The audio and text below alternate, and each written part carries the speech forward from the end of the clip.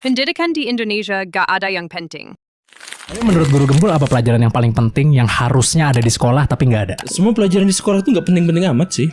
Gitu ya? Belajar pelajaran ekonomi gitu ya. Iya. Tapi kita tuh nggak belajar ekonomi. Oke. Apa dong? Ya emang kita belajar apa ekonomi? Kalau misalkan kita belajar ekonomi ya, maka pelajaran pertama itu adalah gimana cara dapetin duit. Terus gimana cara mengelola duit. Terus gimana caranya jadi menguasai aset. Terus gimana caranya menyebarluaskan aset jadi konglomerat. Misalkan gitu. Iya.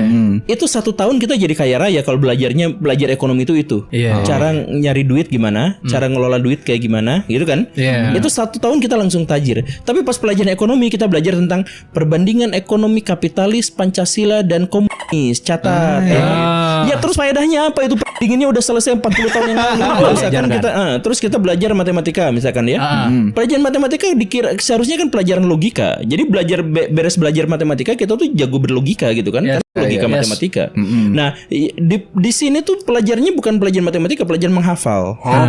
Jadi ini nanti rumusnya inget-inget ya, rumusnya.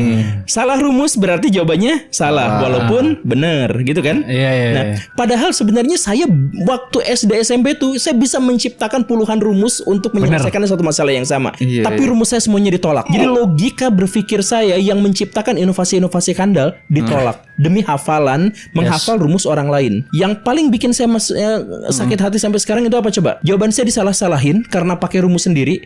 Rumus saya dipakai sama bimbel untuk mempercepat.